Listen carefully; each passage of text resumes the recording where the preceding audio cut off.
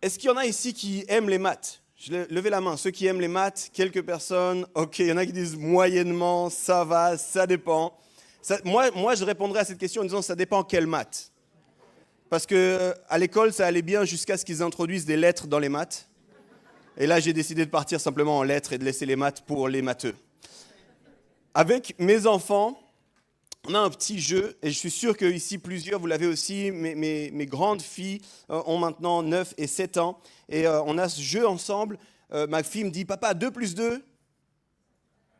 Oh là là, vous n'êtes pas si bon en maths, hein, Je pensais partir simple, hein. 2 plus 2? Ok, 4 plus 4? 8 plus 8? 16 plus 16? Ok, là c'est facile, et puis ma fille, elle était impressionnée de voir à quel point j'étais capable de répondre à ces questions. Elle dit vraiment, mon papa, c'est le meilleur. Tu sais, mon papa, c'est le meilleur. Puis ma grande, elle est arrivée maintenant, puis il y a les multiplications. Alors, elle fait le même jeu. Vous êtes prêts? 2 fois 2. 4 fois 4. 16 fois 16. Ok, je vous aide. 256. 256 fois 256. Voilà, on s'est perdu. Et là, elle s'est rendue compte que, ok, mon papa, c'est pas tellement un matheux, c'est peut-être autre chose pour lui. C'est un petit jeu de multiplication parce qu'on va parler ensemble ce matin de multiplication. En fait, j'ai envie de parler avec vous de croissance. J'ai envie de parler avec vous de croissance. Puis je parle de ça parce que fondamentalement, je ne sais pas à quel point vous le savez, mais Dieu veut que chacun d'entre nous, nous puissions croître. Que nous puissions croître. Dieu est intéressé par ta croissance. Il n'y en a que 4 qui sont d'accord avec moi. Regarde ton voisin, dis-lui, Dieu veut que tu grandisses. Vous savez, quand on parle de croissance, très souvent on pense à la croissance numérique. Parce qu'il y a notre croissance à nous, puis il y a la croissance d'une famille, puis il y a une croissance d'une famille spirituelle, une église. Puis très souvent on pense à la croissance numérique, mais je ne parle pas que de ça. Je parle de grandir en Dieu. Je crois que c'est important que de réaliser, quand on grandit en Dieu, et qu'en tant que communauté vous grandissez en Dieu, il va y avoir aussi une croissance en nombre. Mais ça devrait simplement être le reflet de ce qui se passe à l'intérieur. Je vous donne l'exemple d'une plante. Si vous aimez une plante, vous allez prendre soin de cette plante. Vous allez l'arroser, vous allez vérifier que la terre est bonne, vous allez vérifier si elle est à l'extérieur, qu'il n'y a pas des mauvais animaux, insectes qui viennent. Vous allez prendre soin de la plante parce que vous aimez cette plante. Mais ultimement, elle va grandir. Et pour vous, ce sera un signe que vous avez bien pris soin de cette plante. Vous ne faites pas ça juste pour qu'elle grandisse vite, vous faites ça en disant je veux prendre soin et quand je prends soin, il y a quelque chose qui se passe. Et c'est exactement comme nous, alors qu'on est intéressé à la croissance, il y a des choses qui vont sortir de nous. Et j'en parle autant d'un point de vue individuel que d'un point de vue d'église. Alors que vous prenez soin de vous, alors que Dieu vous aide à prendre soin de vous, l'église va grandir et ça risque aussi de grandir en nombre. On ne devrait pas chercher ça d'abord, mais parce qu'on prend soin de ce qui se passe à l'intérieur, de notre proximité avec Dieu, de notre édification en lui, de nos relations fraternelles. À ce moment-là, il va se passer quelque chose. J'en suis convaincu. Pas tous le sont. Alors, juste avec moi là, pour ceux qui ne sont pas familiers avec la Bible, vous m'excuserez, je vous donne juste des références pour vous montrer que Dieu est intéressé par la croissance. Et puis vous les notez, et puis, ils ont ça, c'est parfait. Je voulais noter ces références, et puis vous irez les lire par la suite. C'est mon petit exercice à moi. Je ne serai pas là la semaine prochaine, donc je ne vais pas vérifier si vous l'avez fait ou pas. Mais je vous donne cet exercice. Ceux qui doutent que Dieu est intéressé par votre croissance, allez relire le psaume 1. Le psaume 1 nous dit que l'homme ou la femme qui trouve son plaisir en Dieu est comme un arbre planté près d'un cours d'eau qui donne du fruit en sa saison et dont le feuillage ne se flétrit pas. J'ai un jardin, mais ça me parle d'une croissance. Si je suis planté, enraciné près de Dieu, je vais grandir. Pour ceux qui disent, non mais ça c'est l'Ancien Testament, alors vous allez dans Jean 15. Et là, vous verrez Jésus qui dit « Demeurez en moi et vous porterez beaucoup de fruits. » Et au passage, il répète à 15 reprises « Demeurez en moi. » Et vous allez porter du fruit, vous allez grandir, vous allez être établis. C'est véritablement sur le cœur de Dieu. La Bible est claire. Dieu veut qu'on ait la vie et que la vie, on l'ait en abondance. Et il veut ça pas simplement nous mettre à part. Il ne veut pas simplement nous sauver, mais il veut aussi que nous puissions grandir. Aujourd'hui, vous sortez d'une période de jeûne, vous avez eu récemment une période de jeûne là, je sais, vous allez me dire, ce n'est pas biblique, mais pendant un instant, on va faire comme si on était juste une famille, puis dans ma famille, on fait ça. Est-ce qu'il y en a qui ont jeûné durant cette période? Levez la main, ce n'est pas pour vous être meilleur ou quoi, c'est juste savoir s'il y en a. Ok. Ceux qui n'ont pas jeûné, je sais qu'il y aura d'autres occasions pour jeûner. Vous n'avez pas besoin d'attendre que l'Église mette en place un jeûne pour jeûner. Ça peut faire partie de votre discipline personnelle. Mais l'Église va remettre en place ça, embarquez là-dedans. Aujourd'hui, vous sortez de cette période de jeûne, puis je veux parler avec vous de transitionner et d'oser la croissance. On va parler de croissance. Et je crois que la croissance dans le royaume de Dieu est particulière.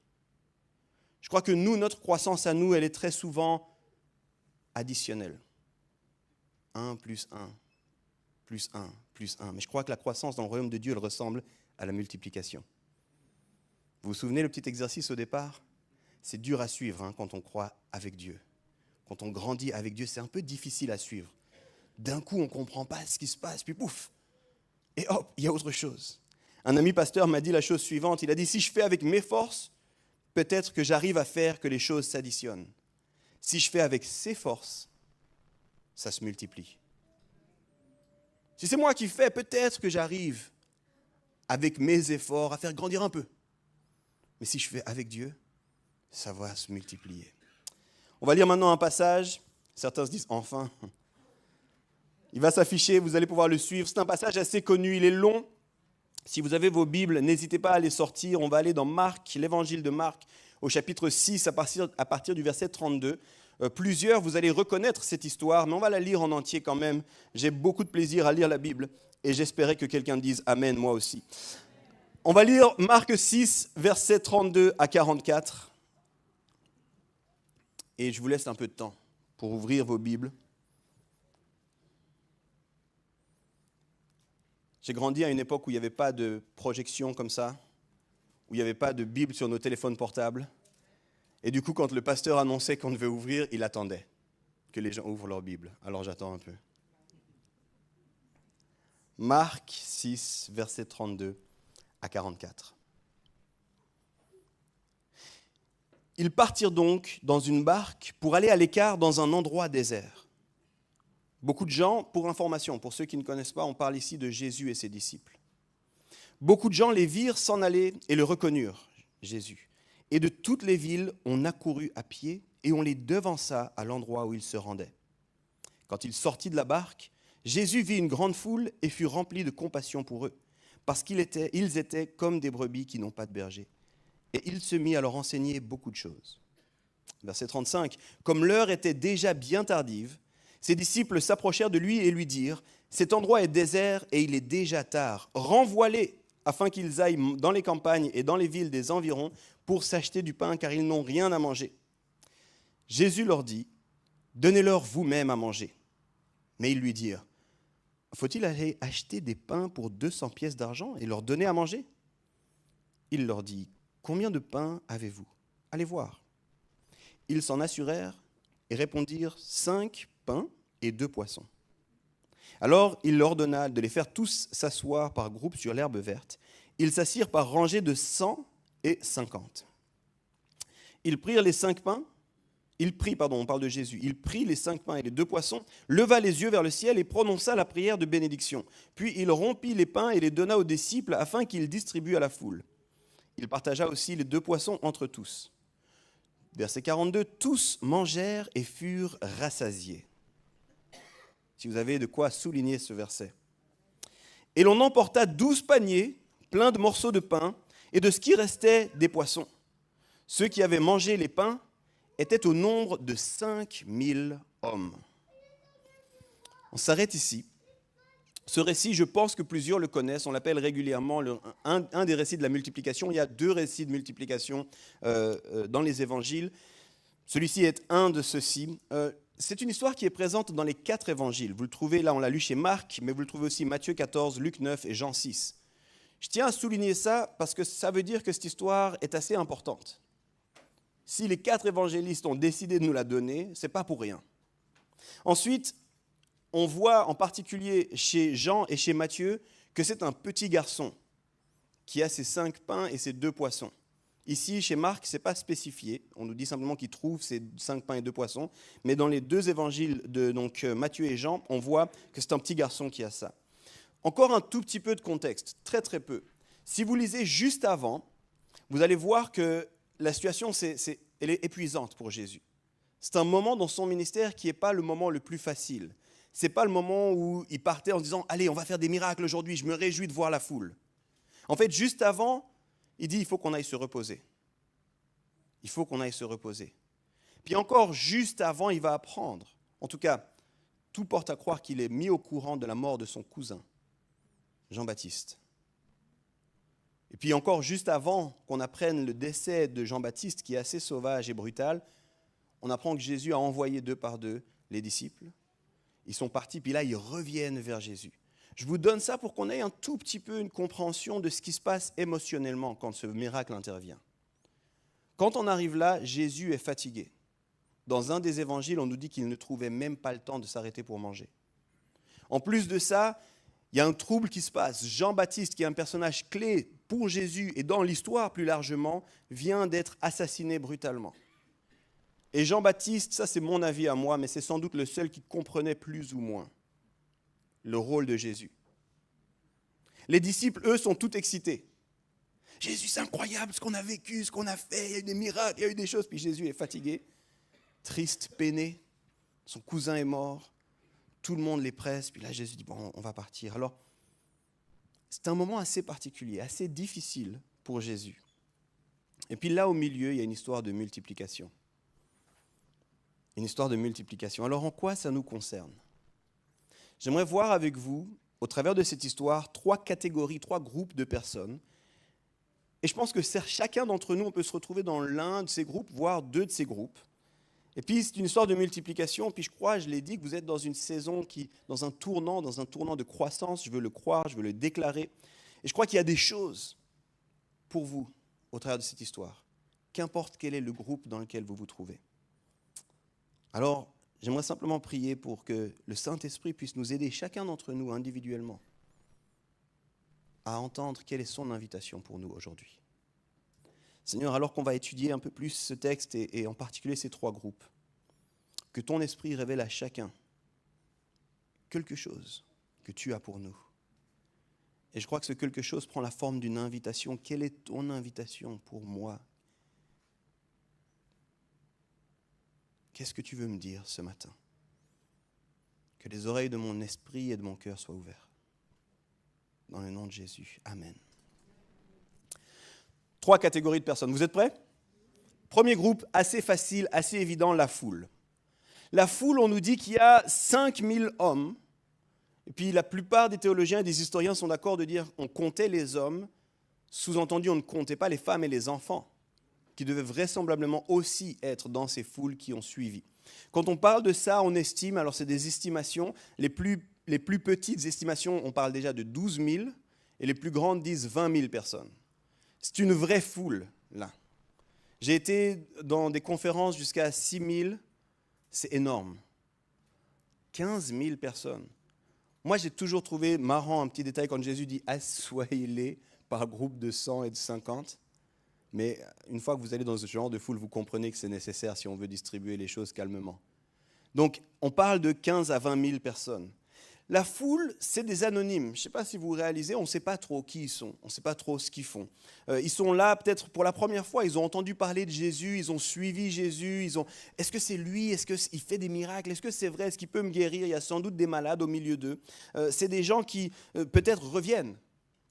Je l'ai vu dans ma ville, mais je n'ai pas eu le temps d'aller jusqu'à lui. Il y avait du monde, je vais courir là où il s'en va. Peut-être que j'aurai un peu de temps avec lui. C'est des gens qui sont sans doute pas sûrs aussi.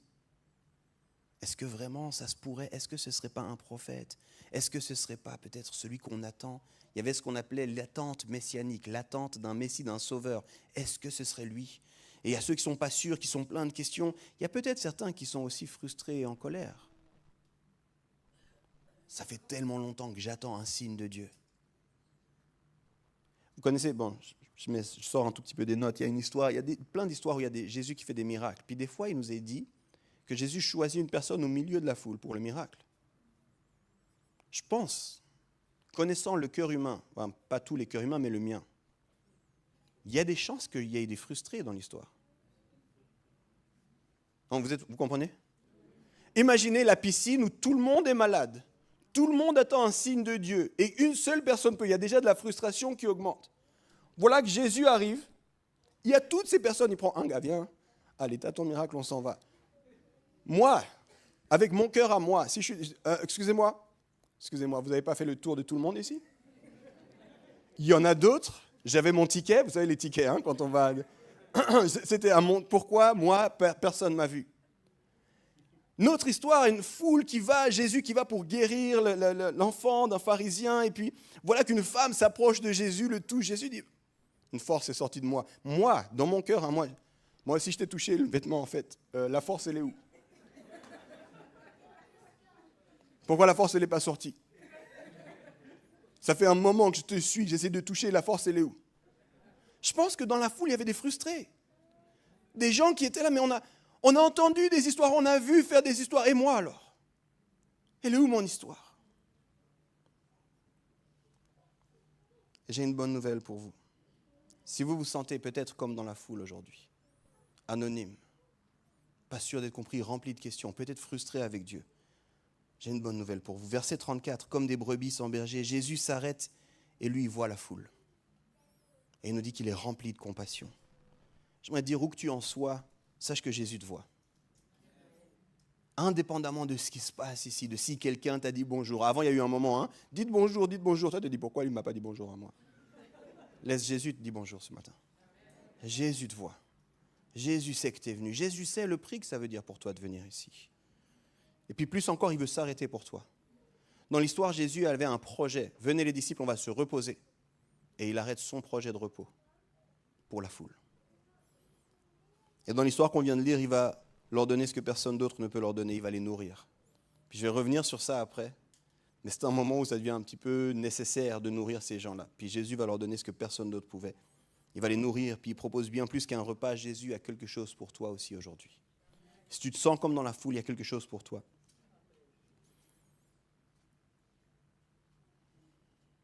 Verset 42, il nous est dit, tous mangèrent et furent rassasiés. J'aimerais dire, si tu vas vers Jésus, il y a quelque chose pour toi. Même si tu te sens dans la foule. Même si je ne sais pas trop pourquoi je suis là. Peut-être c'est là pour la première fois, puis ça t'a pris beaucoup de fois pour venir. Il y a quelque chose pour toi. Jésus veut que tu puisses manger.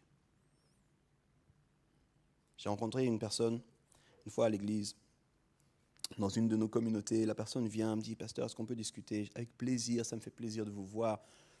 Elle me dit, ça fait 6 mois que j'essaie de venir. Mais j'ai des anxiétés en public. Ça veut dire qu'au moins 6 fois, je suis retrouvé devant la porte et je n'ai pas osé d'entrer. Ça m'a pris tellement de courage de sortir de chez moi et j'arrivais, j'entendais le bruit et je repartais. Parce que je ne savais pas, est-ce qu'on allait me dire bonjour, pas me dire bonjour, est-ce qu'il y avait trop de personnes qui allaient venir d'un coup, ça allait me fermer, j'ai préféré repartir. Et puis les 2 dernières fois, j'ai pris tout mon courage, c'était même pas à 2 mains, c'était à plus de mains que ça, mais j'étais en retard. Et j'avais peur qu'on me pointe du doigt, puis qu'on me demande pourquoi j'étais en retard, puis qu'est-ce qui s'était passé. Je ne sais pas ce que ça t'a coûté de venir. Mais j'ai envie de te dire, Jésus te voit, Jésus veut s'arrêter pour toi, Jésus a quelque chose pour toi. Il y a quelque chose pour ceux qui se sentent dans la foule. Ce n'est pas un moment top pour Jésus. Puis des fois, nous, on est, surtout en Suisse, on est comme ça, hein, on ne veut pas déranger. Je ne sais pas combien de fois les gens disent, écoute, ils mettent toutes les formes de politesse, et en français, on en a un. S'il te plaît, excuse-moi de te déranger, je sais que tu as un agenda chargé. Si tu serais d'accord, peut-être éventuellement, une fois, de dégager quelques minutes. Et des fois, je coupe court là-dedans, je dis, on prend les minutes maintenant. Les personnes, mais alors que 2 minutes? Je dis, je sais, avec ton introduction, que ça va prendre plus que 2 minutes. Je le sais déjà, sinon tu m'aurais dit la chose si c'était que 2 minutes. Mais j'ai envie de te dire, là, si on regarde au contexte, c'est pour ça que je donnais le contexte, ce n'était pas le bon moment. La foule ne s'est pas dit, ben, laissons-le, il doit être en deuil. Jean-Baptiste. La foule ne s'est pas dit, bon, ça fait un moment qu'il n'a pas vu ses disciples, laissez-les prendre un peu le temps, faites un débriefing ou quelque chose comme ça, ils aiment faire ça, les gens. Non, la foule est venue simplement et Jésus s'est arrêté. Il y a quelque chose pour toi, même si tu as l'impression que ce n'est pas le bon moment, même si tu as l'impression que tu n'as pas exactement le fin mot de ta question, même si tu n'es pas sûr de savoir, est-ce que je sais même ce que je dirais à Dieu? Il est là. Et il a quelque chose pour toi. Et il est l'expert de la multiplication. Toi, tu t'es dit peut-être, mais tu sais, j'arrive, est-ce qu'il y a encore des places? Des fois, vous arrivez, hein, vous vous dites, mince, ce dimanche, je me suis fait avoir. Je dois attendre la fin de la louange, que les enfants partent, je suis encore debout. Il est l'expert de la multiplication, t'en fais pas. Il y a une place pour toi. Il veut que tu puisses partir d'ici rassasié, il te connaît, il t'aime, il ne souhaite pas que tu repartes comme tu es venu, il veut prendre soin de toi. Il y a quelque chose pour toi. On va prendre la deuxième personne pour parler d'un deuxième groupe, c'est l'enfant. Comme je l'ai dit, on ne l'a pas chez Marc, mais chez Matthieu et Jean, on voit que c'est un enfant qui a 5 pains et 2 poissons. Dans cette histoire, ce petit personnage, il est surprenant. Et je ne sais pas si vous êtes comme moi quand vous lisez les évangiles, mais moi, il y a plein de choses où je m'interpelle. Dans ma Bible, j'ai plusieurs Bibles, mais dans ma Bible de tous les jours, un petit peu celle qui m'accompagne, j'ai plein de points d'interrogation. Alors moi, ça ne me dérange pas d'avoir des points d'interrogation parce que je sais que Dieu n'a pas peur de mes questions. Mais en lisant cette histoire, je me suis dit, mais pourquoi on est aussi précis de 5 pains et 2 poissons? Pourquoi on ne nous a pas dit ils avaient peu à manger?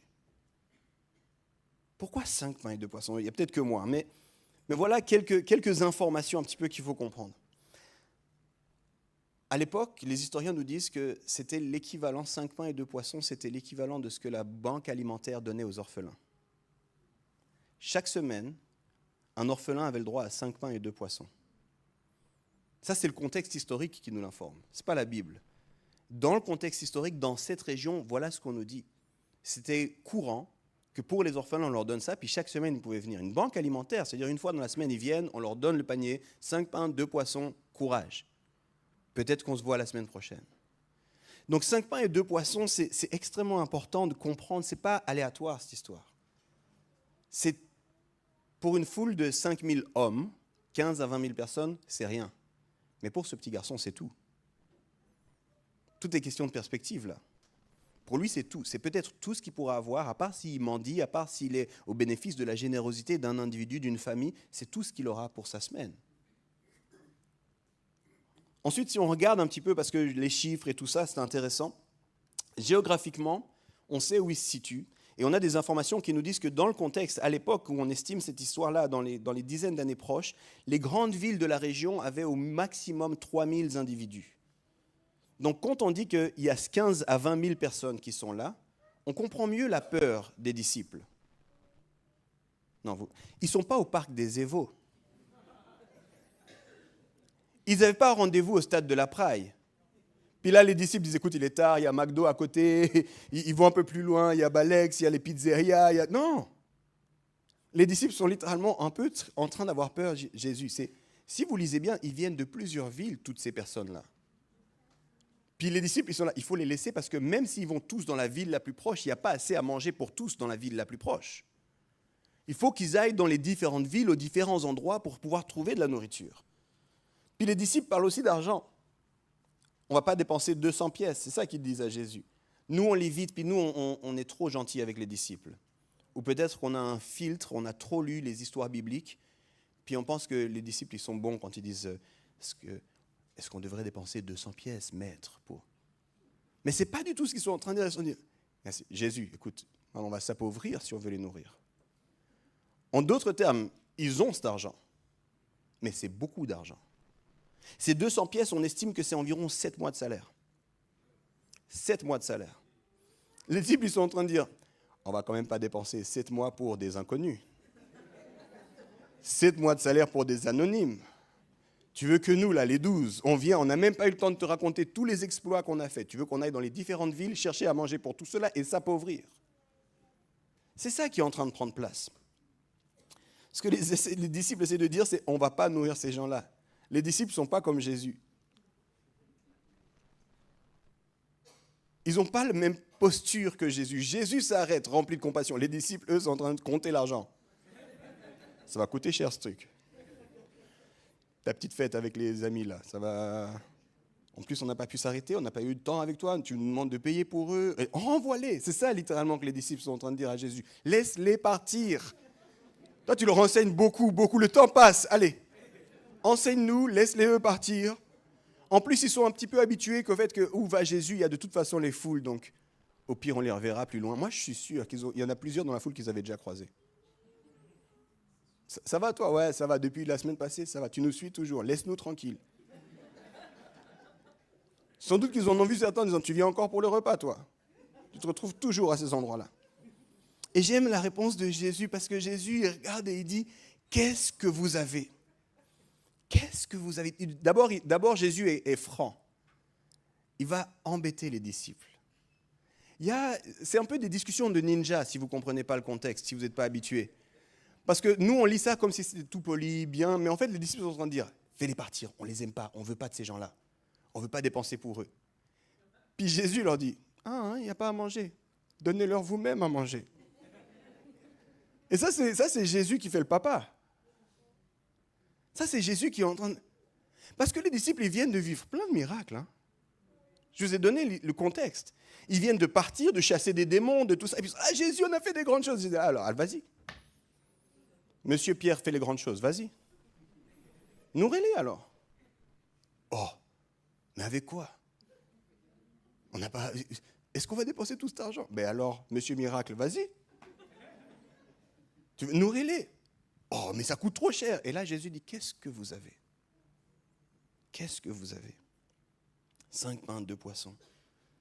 Rien pour cette foule. Et sans doute que les disciples étaient comme, est-ce que même on dit 5 pains, 2 poissons, ça ne se dit pas?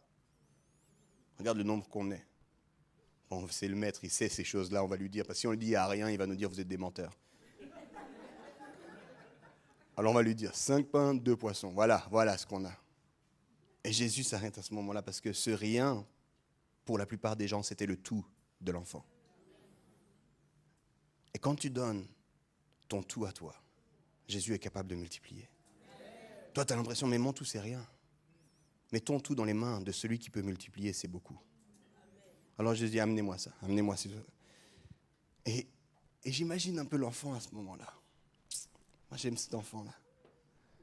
J'imagine l'enfant. Il y a Pierre qui devait sans doute pas avoir beaucoup de temps, pêcheur de profession. Et donne-moi ça. Je pense que l'enfant, il tenait à son panier. Les gars, si je vous donne ça, moi, j'ai plus rien.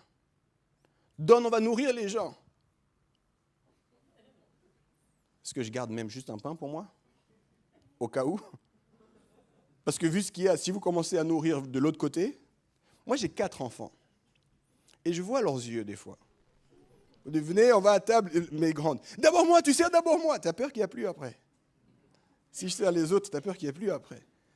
Le garçon, sans doute, il se dit, est-ce que je garde un pain, un poisson, je vous donne, vous dites au maître qu'il reste seulement 4 pains, un poisson.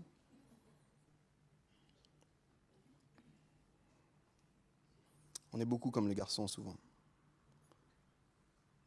On est un peu fermé à l'idée de donner notre tout. Ça fait peur de donner notre tout. C'est pour ça que des fois, on s'accroche un peu. On dit, c'est pas grand-chose. C'est pas grave si je garde un petit peu pour moi, parce que c'est pas grand-chose. Mais il a entendu parler de Jésus, il a entendu les miracles, et il se dit peut-être. Alors je lui donne tout. Mais combien de fois, nous, on dit, j'ai pas assez pour donner? Il faudrait que j'aie plus pour donner. Il faudrait que j'aie une sécurité pour commencer à donner. Le peu que j'ai, je ne peux pas le donner. Le peu de temps que j'ai, le peu de ressources que j'ai, le peu de compétences que j'ai, je ne peux pas donner.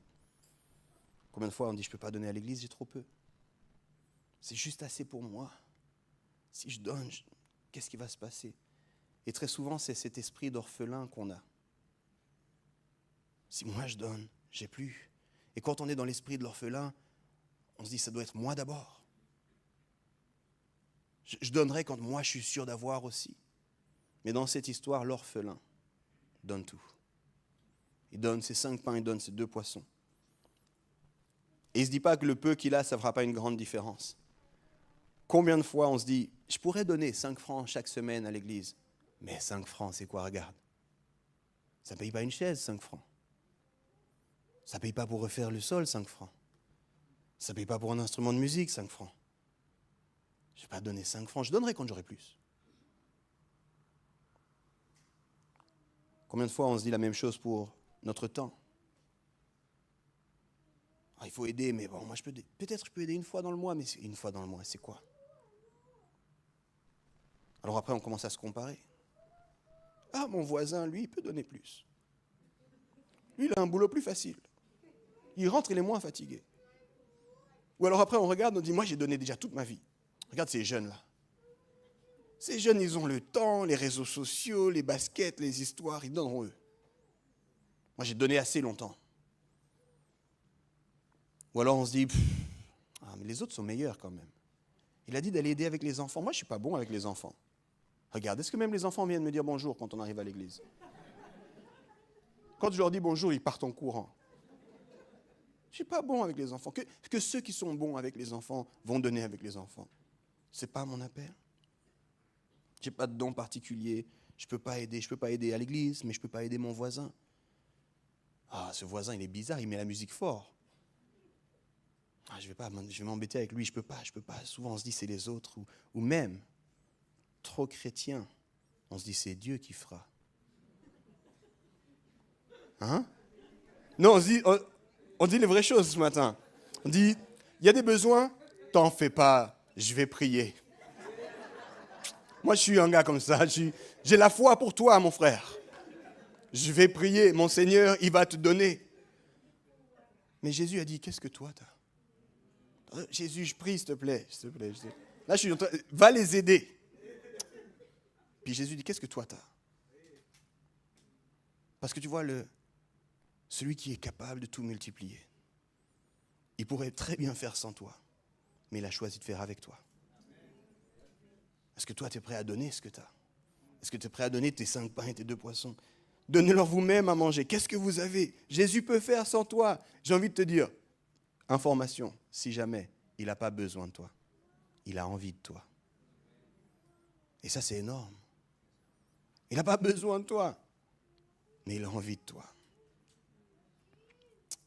Ce qui est fou dans cette histoire, c'est que souvent j'ai pensé à ça. Si ce petit garçon avait fait, non pas comme vous, mais comme moi je fais souvent, et j'ai pas grand-chose, je garde, je mets sous ma veste. Si le garçon avait décidé de faire ça, on n'aurait pas cette histoire. On n'aurait pas eu cette histoire. Si le garçon avait gardé son panier, il n'y aurait pas eu cette histoire. Combien de choses peuvent se passer ici si nous on décide de donner notre panier? Commencez à donner votre temps, vos dons, votre argent. Donnez-les pas à l'église, donnez-les à Dieu. Ce n'est pas l'église qui est capable de multiplier, c'est Dieu. Donnez-les à Dieu. Donnez-les à Dieu. Très très souvent, quand on parle d'argent, de dîmes, de tout ça, je dis il ne faut pas donner à l'église. Il faut donner à Dieu. Et il y a différents canaux. Et l'église est un de ces canaux. Ça peut être au travers de l'église, ça peut être au travers d'un ministère de l'église, mais donne à Dieu. Dieu veut être en partenariat avec toi, il veut bosser avec toi. Et tu sais, l'histoire incroyable, c'est que ce petit garçon qui a dû voir son panier partir, et moi je l'imagine dans la foule, peut-être que quand son panier est parti, il a dit, je vais juste aller au premier rang. Mettez-vous par groupe de 5. Attends, je vais me mettre là. Je vais voir qu'est-ce que Jésus va faire. Prends mon poisson là. Il avait l'air bon ce poisson là. Le gros poisson. Il le coupe. Il prie. Il prie plus fort quand même. Hein, prie. Il prend le pain. Pourquoi il fait des grands bouts comme ça avec le pain? Il fait des petits bouts, on est beaucoup. Il fait des petits. Il commence à distribuer. Il donne aux disciples. Les disciples commencent à distribuer. Allez, groupe 1, groupe B, toi tu comptes. Moi je suis F. Ce qu'il y aura encore. Et je pense que les disciples étaient dans la même attitude. Les disciples, je pense qu'au début, ils étaient là, alors, prends un tout petit bout, tiens, une miette d'abord, une miette, parce qu'on a peu pour beaucoup. Et je pense que tu as le meilleur temps de te trouver au milieu. Tu sais, quand il est dit, hein, il y aura plus pour les derniers que pour les premiers. Parce que je pense qu'au début, les disciples, ils n'ont pas vu la multiplication. Si ce n'est quand ils ont commencé à donner. Donc quand ils ont commencé à donner, les premiers, ils ont des tout petits bouts. Parce que les disciples avaient peur qu'il manque. Mais quand ils arrivent au milieu, ils voient que, il y a toujours. Bon, prends un grand bout, on va voir. Prends un grand bout. Arrivé à la fin, prends un pain en entier, toi, parce que partage avec le premier, il n'a qu'une miette. Et le garçon, il reçoit là. Si tu te sens comme le garçon ce matin, j'ai pas grand-chose. Si je donne, qu'est-ce qui va rester pour moi? J'ai envie de te dire, il y en a pour toi. Il y en a pour toi. Commence à donner, n'aie pas peur. Ce que tu donnes dans les mains du maître de l'univers, de l'agneau immolé, du roi ressuscité, du Seigneur des seigneurs, ça va se multiplier. Et toi, tu vas dire, je pensais que j'avais tout donné. Et il te donne encore plus que ce que tu avais donné. Tu dis, Moi, j'imagine le petit garçon. Excusez-moi, j'ai encore faim, je peux avoir un 3e poisson? Il n'y en a que quelques-uns qui ont compris. Hein. Il n'avait que 2 poissons au départ. Qui nous dit qu'il n'a pas mangé 3 poissons? Ce jour-là, il a mangé plus que s'il avait tout gardé pour lui. Donne, il y en a pour toi. Il y a quelque chose pour toi. Si tu te sens comme le garçon, sache qu'il y a quelque chose pour toi. On arrive au dernier groupe. c'est peut-être un des groupes que je préfère, les disciples. J'aime les disciples, j'aime leur honnêteté, j'aime leur franchise, j'aime leur humanité. Elle me fait du bien. Parce que des fois, avec moi et mes pensées, et puis mon manque de foi, et puis mes craintes, quand je vois les disciples, je dis, bon, si ces gars-là, bracassés comme ils ont été acceptés avec Jésus, peut-être qu'il y a une chance pour moi. Les disciples, ils sont d'abord inquiets. Ils sont à la recherche de solutions. Même s'ils doutent dans leur solution, ils montrent à Jésus, on a calculé, gars, ça fait vraiment cher. Ils sont inquiets, écoute, il est tard, si on ne les renvoie pas, le camping sauvage, c'est compliqué. Ils sont inquiets, ils cherchent des solutions, mais ils sont obéissants. Jésus leur dit quoi faire et ils sont obéissants, même si ça semble fou. Vraiment, le mois passé, j'étais dans une conférence avec 5200 leaders. On était répartis en tables de 6, plus de 800 tables, dans une salle. Et il y avait des repas. On était tous des leaders chrétiens. Mais là, j'ai compris que chrétiens, pas chrétiens, on a les mêmes peurs. J'ai vu des gens faire des mêmes stratégies. Mais vous faites confiance à l'équipe ou pas? Ce groupe-là, vous allez à la table là-bas. Ce groupe-là, vous allez à la table ici. Tu vois lui qui part en courant. Allez, je vais à la table là-bas. On t'a dit la table là. Pourquoi tu cours à la table là-bas? Il y a moins de monde. Il y a moins de monde. Je veux manger. Est-ce que j'aurai encore à manger?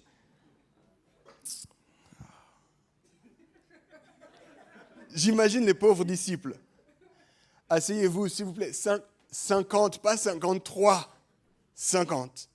On a fini de compter. Arrêtez-vous là. Un nouveau groupe. Asseyez-vous par terre. Restez assis. On continue. Là-bas, mettez-vous 100. Pourquoi 100? Eux, ils sont 50. Pourquoi? Mettez-vous à 100. Asseyez-vous. Les disciples sont fatigués. Fatigués. On devait passer du temps avec notre maître. Là, il décide de vous nourrir, vous. Taisez-vous, asseyez-vous. On ne va pas manger. Le temps passe. Il continue encore. Et plusieurs, vous êtes comme les disciples. Vous servez. Vous donnez votre temps. Vous faites confiance au leader. Vous êtes inquiets. Écoute, on continue. On invite du monde, mais il n'y a plus de place. Tu nous dis inviter du monde, mais il n'y a plus de place. Alors moi, j'invite du monde, mais toi, qu'est-ce qu'on fait pour la place? Toi, tu dis inviter du monde, mais regarde, déjà, maintenant, les gens sont debout. Qu'est-ce que, si mon collègue vient, il va être quoi? Debout? En plus, mon collègue lève toujours en retard, je sais. Vous œuvrez, vous servez, vous proposez des solutions. Ça, c'est les disciples. Écoute, on a regardé le budget. C'est possible. Si on ne fait rien d'autre. Si on arrête tous les autres frais, on peut faire. C'est ça que tu voudrais qu'on fasse? Vous suivez de la meilleure façon possible. Vous suivez les directives de Jésus, même quand ça vous semble déraisonnable, même quand vous êtes fatigué, même quand vous avez peu, même si ça vous semble fou. Et j'ai envie de commencer par vous dire merci et bravo. Merci à tous ceux qui servent, merci à tous ceux qui donnent, merci à tous ceux qui font, même quand ils ne comprennent pas. Bravo. C'est précieux, ça a de la valeur, je veux vous honorer. Puis j'ai envie de vous dire, ne vous arrêtez pas. Imaginez un tout petit peu ce que les disciples ont vécu à ce moment-là. Ce même Jésus qu'ils ont vu faire des miracles le fait encore. Et Jésus, c'était un ninja des miracles. Parce que ce Jésus-là, il n'est pas comme nous. Nous, on est des magiciens, et c'est péjoratif. On est des magiciens remplis de convictions qui n'ont rien de biblique. Oh, s'il a fait comme ça, cette fois-là, ça veut dire que pour avoir un miracle, il faut le même chant, le même pianiste, la même chanson, je vais faire la même prière. Mais Jésus, il faisait à chaque fois différemment. Je ne sais pas si vous avez vu ça. Jésus, une fois, allez, lève-toi, marche. Une fois, je crache par terre, je te mets la boue. Imagine ça. Pierre, il a dû dire, attends, je vais essayer, attends. Trouvez-moi un aveugle. Pouah, cracher par terre. Pouah, ça ne marche pas, il ne comprend pas. Jésus faisait toujours différemment. Et là, c'est un miracle sans prière pour le miracle. Vous avez déjà pensé à ça? Jésus est capable de faire le miracle même sans prier pour le miracle. Ah bon? On va manger.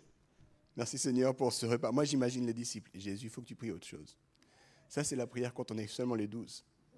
Pourquoi tu fais la prière normale? Fais la prière de multiplication. Les disciples ne savent pas, ils ne comprennent pas, ils sont mal à l'aise. Et alors qu'ils se mettent à faire, alors qu'ils se mettent à distribuer, ils voient qu'il y a encore 10 personnes, il y a encore. 100 personnes, il y a encore. 1000 personnes, il y a encore. Oh, 14 000 personnes, il y a encore. Jésus le fait, il le fait encore. Il continue à faire des miracles. Et j'ai envie de te dire, c'est encore le cas aujourd'hui. Si tu es un disciple, si tu as vu Jésus faire des miracles, t'en fais pas, il continue. C'est son domaine d'expertise. Il est celui qui peut multiplier. Mais j'aimerais terminer en soulignant un détail que j'aime tellement. Et c'est une lecture personnelle. Vous êtes pas, il y a d'autres théologiens qui sont d'accord avec moi, mais on prend le contexte biblique et on essaie de lui donner du sens, d'accord ? À la fin, il reste quoi ? 12 paniers. Je te dis, j'aime bien me poser des questions. Pourquoi 12 paniers ? Quelle histoire, c'est bizarre. Et je me demande si tout à la fin, les gens repartent rassasiés. Ils ont mangé. Ils sont calmes. Voilà que les disciples arrivent encore plus fatigués qu'au début de l'histoire. Encore plus éprouvés qu'au début de l'histoire. Ils se sentent roulés sans doute. Mais nous, on devait avoir du temps avec Jésus. Puis, ils reviennent vers Jésus. Et quand tu as 5 000 à nourrir, 15 000, c'est loin. J'imagine qu'ils rentrent. D'abord, le premier, il rentre. Ah, Jésus, voilà le panier. Tu sais.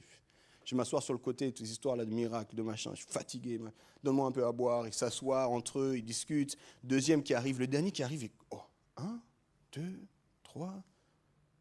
C'est quoi ces 12 paniers ? Et j'imagine Jésus qui leur dit à ce moment-là, chacun, prenez un panier. Prenez chacun un panier. Vous avez tout donné. Vous êtes fatigué. Vous pensez qu'il n'y a plus rien pour vous, mais revenez encore vers Jésus. Il y a un panier pour vous. Il y a un panier pour toi. Tu as donné, tu pensais qu'il n'y a plus rien pour moi, mais reviens, il y a un panier pour toi. J'aimerais encourager tous ceux qui travaillent, tous ceux qui œuvrent, tous ceux qui ont l'impression, moi je donne mon temps, mais reviens vers Jésus, il a un panier pour toi. C'est pas fini. Tu dis, mais moi j'étais là, j'ai donné aux enfants, c'était un bon message. Reviens, dimanche prochain, reviens, assieds-toi, il y a un panier pour toi. Il y a un panier pour toi. Et je pense que ces deux paniers ont deux significations. Tout d'abord, les disciples comptent aussi pour Jésus. Tu vois, la Bible nous dit, Jésus a été ému de compassion pour la foule. Mais la fin de ce passage me dit à moi, Jésus n'a pas oublié ses disciples. Et des fois, toi, tu sers, tu dis, oh, mais et moi alors ? On parle des nouveaux, les prochains pas, les ci, et moi. Reviens vers Jésus. Il n'oublie pas. Il sait exactement ce qu'il fait. Il a encore un panier pour toi.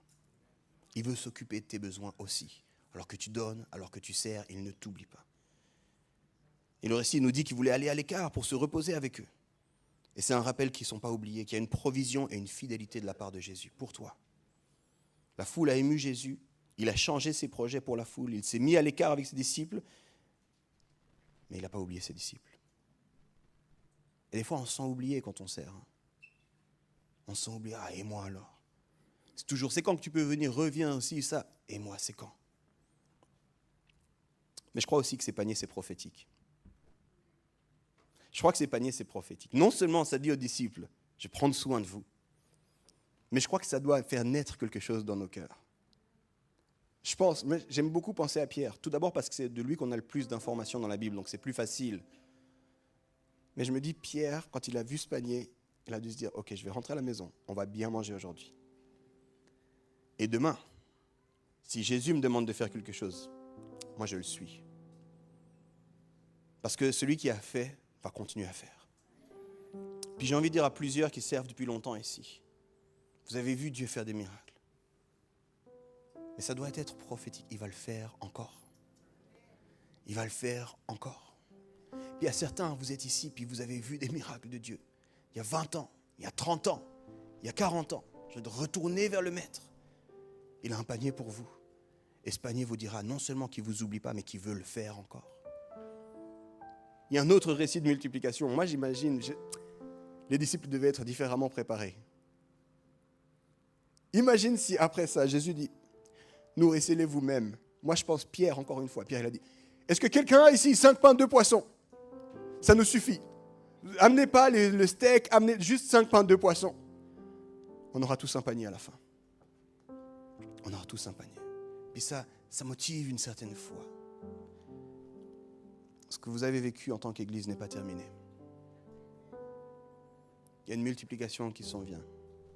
Quand je parlais avec votre pasteur, on discutait ensemble et j'ai prié. J'ai vraiment... Ce mot multiplication, c'est un mot qui est cher à notre cœur en tant que famille home. C'est quelque chose qu'on prêche, c'est quelque chose qu'on veut, mais il y en a pour vous. Vous vous sentez dans la foule, bienvenue. là pour la première fois, bienvenue, il y a quelque chose pour toi. Tu te sens comme l'enfant, pas sûr, bienvenue, il y a quelque chose pour toi. Tu te sens le disciple, fatigué, bienvenue, il y a quelque chose pour toi. Il y a quelque chose pour toi, où que tu en sois. Parce que c'est qui il est. Et je voulais terminer avec cette image prophétique pour dire, est-ce que ce qu'il a eu pour nous jusqu'ici ne nous donne pas la foi qu'il aura encore pour nous demain? Est-ce qu'on peut oser?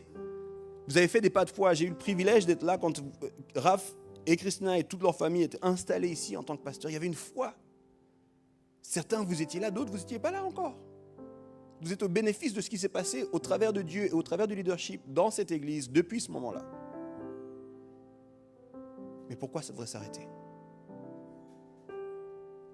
Vous savez, l'évangile, c'est une histoire merveilleuse qui pointe vers Jésus.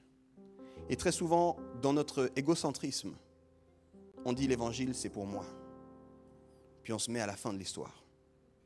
Puis j'ai envie de vous dire, on n'est pas à la fin de l'histoire. Ce panier-là, supplémentaire, nous rappelle que oui, il prend soin de nous, mais ça devrait nous donner la foi qu'il va le faire encore. Et j'aimerais croire avec vous que ce que Dieu a commencé ici, ce qu'il a permis de maintenir depuis le début de l'histoire de cette église, bien avant Raph et Christina, va continuer. Et ça va continuer par chacun d'entre vous qui êtes d'accord d'aller vers le Maître et de lui dire, si tu es le responsable de la multiplication, alors fais multiplier. Ce que nous, on a, on va te le donner encore et encore et encore. Et j'aimerais simplement prier pour vous en terminant. Et il y a eu 3 groupes, et je ne veux pas pointer du doigt qui que ce soit. Mais si vous vous sentez dans un de ces 3 groupes, et vous dites, j'aimerais bien avoir ce panier pour moi aujourd'hui, j'aimerais bien avoir ce quelque chose, j'aimerais bien être rassasié. Peut-être c'est la première fois que vous êtes là, et vous dites, j'aimerais bien que Jésus me parle ce matin. Peut-être que vous dites, ça fait un moment que je viens, puis j'hésitais, puis même maintenant j'ai entendu, mais est-ce que je peux donner ce que j'ai? Puis vous hésitez. Peut-être que vous êtes des fidèles ici, qui servez depuis un certain temps, puis vous êtes fatigués. Si vous vous sentez concerné par ce message, si vous dites, j'ai besoin de recevoir ce que Dieu a pour moi, est-ce que vous êtes d'accord de vous lever, simplement, là où vous êtes? J'ai envie de prier pour vous.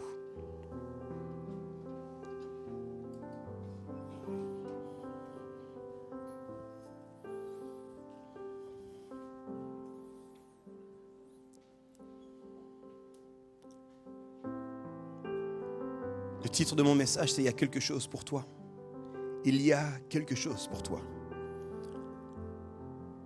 Le prince de paix, le sauveur du monde, a quelque chose pour toi ce matin. Si tu te sens seul, isolé, anonyme, comme dans cette foule, si tu n'es même pas sûr de le connaître, même pas sûr de l'appeler Sauveur et Seigneur, il y a quelque chose pour toi ce matin. Pour tous les enfants qui sentent un petit peu de cette dimension de l'orphelin en eux. Est-ce que je peux donner? Est-ce que je ne peux pas donner? Est-ce que je dois donner? Est-ce que... J'ai envie de te dire, c'est une invitation. C'est une invitation qui émane de l'expert en multiplication, qui dit, donne et laisse-moi te surprendre. Et pour tous les disciples,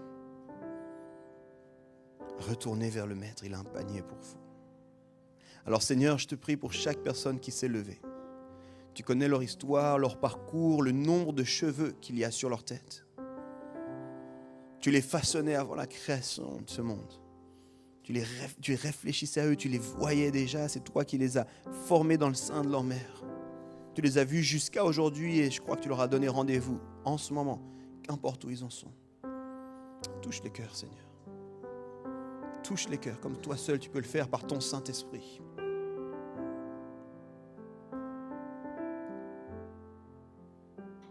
J'ai l'impression qu'il y en a beaucoup qui doivent juste entendre ces 2 phrases. Je te vois et je t'aime.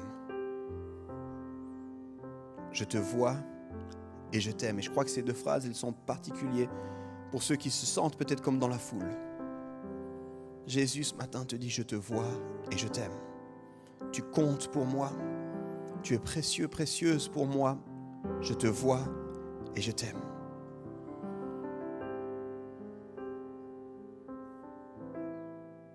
Et je veux briser tout esprit d'orphelin dans le nom de Jésus-Christ.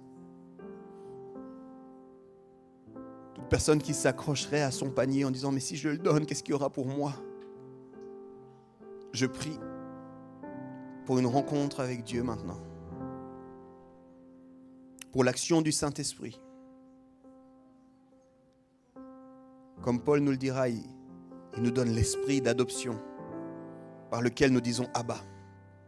Tu n'es pas orphelin, tu n'as pas besoin de t'accrocher à tes choses, ce n'est pas la seule chose que tu as tout en moi.